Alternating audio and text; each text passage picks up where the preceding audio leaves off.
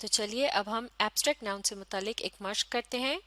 اب ہم حضرت آسمہ رضی اللہ عنہا کے لیسن کے پیراگراف 4 میں سے ایبسٹریکٹ ناؤنز کو ڈھونڈ کر انہیں انڈر لائن کریں گے۔ تو مل کر پڑھنا شروع کرتے ہیں۔ آپ بھی پڑھیے۔ On the night of the migration of the Holy Prophet sallallahu alaihi wasallam, Abu Jahl, chief of the disbelievers, in a fit of fury, headed for Hazrat Abu Bakr's radiallahu anhu home and began knocking at the door violently. تو اس جملے میں یہ بتایا جا رہا ہے کہ جس رات نبی صلی اللہ علیہ وسلم نے ہجرت کی، اس رات ابو جہل جو کہ کفار کا سردار تھا، اس نے شدید غصے کی حالت میں حضرت ابو بکر رضی اللہ عنہ کے گھر کا رخ کیا اور دروازے پر بہت زور سے دستک دینے لگا۔ تو اب ہم نے اس جملے میں سے ایبسٹریکٹ ناؤنز کو تلاش کرنا ہے اور انہیں انڈر لائن کریں گے۔ تو ہم نے ایسے الفاظ تلاش کرنے ہیں جو کسی اسٹیٹ یعنی حالت، کوالٹی یعنی صفت، یا پھر آئیڈیا یعنی کسی خیال یا تصور کا نام ہو۔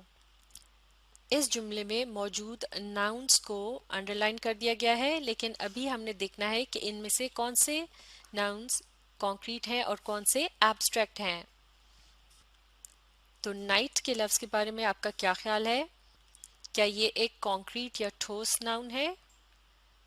جی نہیں، یہ ایک اسٹیٹ کا نام ہے۔ جب رات ہوتی ہے تو اسے نائٹ کہا جاتا ہے۔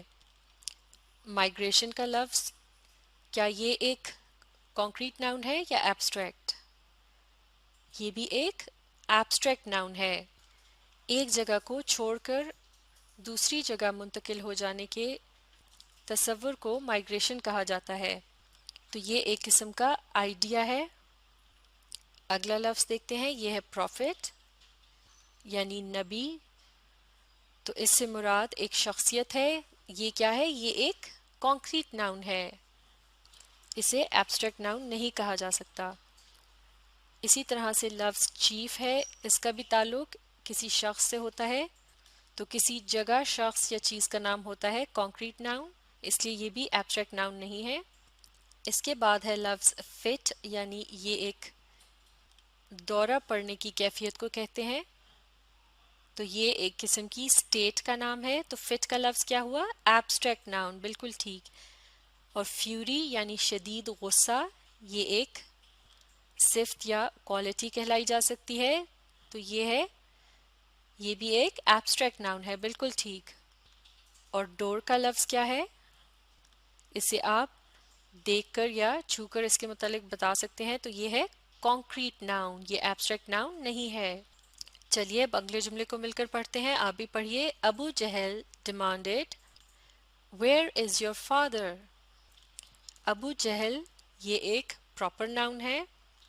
ڈیمانڈیڈ کا مطلب ہے اصرار کرنا، یہ ایک عمل ہے، یعنی یہ ایک ورب ہے۔ جبکہ فادر کا لفظ کیا ہے؟ یہ ایک کامن ناؤن ہے۔ تو اس جملے میں ایبسٹریکٹ ناؤن موجود نہیں ہے۔ Abu Jahl demanded where is your father, یعنی ابو جہل نے اصرار کیا تمہارے والد کہاں ہیں۔ اب اگلا جملہ پڑھتے ہیں۔ شی politely replied how would I know، یعنی انہوں نے نرمی سے جواب دیا مجھے کیا پتا۔ اس جملے میں شی کا لفظ کیا ہے؟ یہ ایک پروناؤن ہے۔ یہاں حضرت اسما کے نام کی جگہ شی کا لفظ استعمال کیا گیا ہے۔ politely یہ کیا ہے؟ یہ ایک ایڈجیکٹو ہے، معاف کیجیے گا، یہ ایک ایڈورب ہے، یعنی یہ ایکشن کے متعلق بتا رہا ہے کہ ایکشن کس طرح کیا گیا۔ politely replied یعنی نرمی سے جواب دیا گیا۔ تو politely کا لفظ replied کے متعلق بتا رہا ہے، اور replied کیا ہے؟ یہ ایک ورب ہے یعنی ایکشن ہے۔ اس طرح اس جملے میں بھی ایبسٹریکٹ ناؤن موجود نہیں ہے۔ اگلا جملہ مل کر پڑھتے ہیں۔ This response shows the wisdom and courage of حضرت اسما رضی اللہ عنہا۔ رسپانس کہتے ہیں رد عمل کو، یعنی کسی عمل کے جواب میں جو عمل کیا جاتا ہے. وزڈم کا مطلب ہے حکمت، اور کریج کہتے ہیں بہادری یا ہمت کو.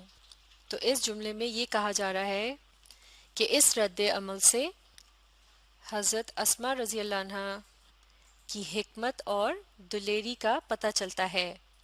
تو چلیے اب ایبسٹریکٹ ناؤنز کے متعلق پتہ لگاتے ہیں. رسپانس یعنی رد عمل، یہ کیا ہے؟ یہ ایک ایبسٹریکٹ ناؤن ہے.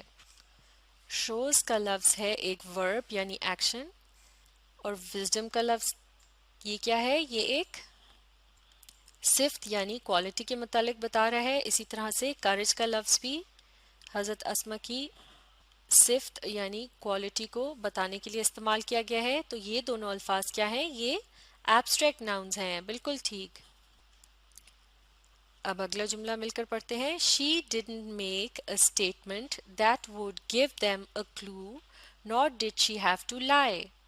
یعنی انہوں نے کوئی ایسی بات نہیں کہی جس سے ان کو کوئی اشارہ ملتا اور نہ ہی انہیں جھوٹ بولنا پڑا. اسٹیٹمنٹ، کلو اور لائے. اسٹیٹمنٹ کا مطلب ہے کہی ہوئی بات، کلو اشارہ، لائے جھوٹ. یہ مختلف قسم کے ناؤنز ہیں. کیا آپ ان کے بارے میں یہ کہہ سکتے ہیں کہ یہ کانکریٹ ناؤنز ہیں، یعنی ان کو دیکھ کر یا چھو کر انہیں ان کے بارے میں بتایا جا سکتا ہے؟ جی نہیں. تو یہ ہو گئے ایبسٹریکٹ ناؤنز. اب اگلا جملہ پڑھتے ہیں. But she simply posed a counter question that infuriated Abu Jahl and he slapped Hazrat Asma رضی اللہ عنہ face so hard that her earring fell off. اس جملے میں یہ کہا جا رہا ہے یعنی لیکن انہوں نے صرف ایک جوابی سوال پوچھا جس کی وجہ سے ابو جہل غضبناک ہو گیا اور اس نے حضرت اسماء رضی اللہ عنہا کے چہرے مبارک پر اس قدر زور سے تھپڑ رسید کیا کہ ان کے کان کی بالی گر گئی. تو اب ہم نے اس جملے میں سے ایبسٹریکٹ ناؤنز کو تلاش کرنا ہے. اس جملے میں سمپلی کا لفظ ایک ایڈورب ہے، یعنی یہ ایک ایکشن کو ڈسکرائب کر رہا ہے، اور ایکشن ہے پوزڈ یعنی پوچھنا. اس کے بعد ہیں الفاظ کاؤنٹر اور کویسچن. انفیریٹڈ کا لفظ ایک ورب یعنی ایکشن کے طور پہ استعمال کیا گیا ہے، یعنی کسی کو بہت شدید غصہ دلا دینا یا غضبناک کر دینا. اسی طرح سے سلیپڈ کا لفظ بھی ایک ورب ہے. فیس ایک ناؤن ہے لیکن یہ ایک کامن ناؤن ہے یا پھر کانکریٹ ناؤن بھی کہہ سکتے ہیں. اس کے بعد ہے لفظ ہارڈ. ایئرنگ بھی ایک ناؤن ہے لیکن یہ بھی ایک کانکریٹ ناؤن ہے.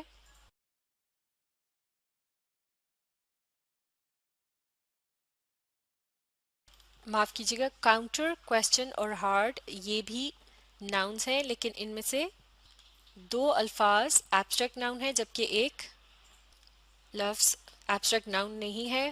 وہ ایک آپ کہہ سکتے ہیں کانکریٹ ناؤن ہے، اور وہ کون سا لفظ ہے؟ وہ ہے ہارڈ. تو اسے ہم کینسل کر دیتے ہیں. ہمارے پاس بچا کاؤنٹر اور کویسچن، یہ دونوں ہیں ایبسٹریکٹ ناؤنز. کاؤنٹر یعنی جوابی اور کویسچن یعنی سوال. تو یہ ٹھوس چیزوں کے نام نہیں ہیں، ان کے بارے میں صرف امیجن کیا جا سکتا ہے. اب مل کر پڑھتے ہیں آخری جملہ. But she stood her ground even in the face of such wrath of Abu Jahl and never revealed the secret.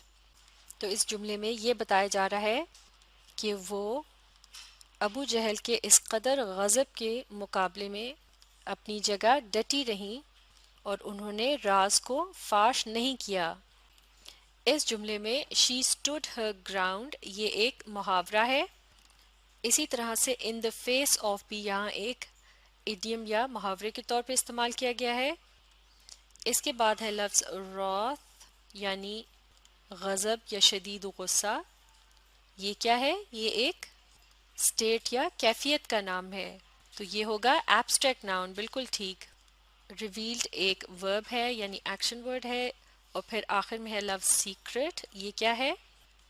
یعنی سیکرٹ یعنی راز. یہ ایک قسم کا آئیڈیا ہے یعنی تصور ہے. تو یہ ہے ایک ایبسٹریکٹ ناؤن. بالکل ٹھیک. تو اس طرح یہ مشق مکمل ہو گئی ہے۔ اب آپ اس ویڈیو کو ری پلے کیجئے اور اس کے ساتھ ساتھ پڑھنے اور سمجھنے کی کوشش جاری رکھیے۔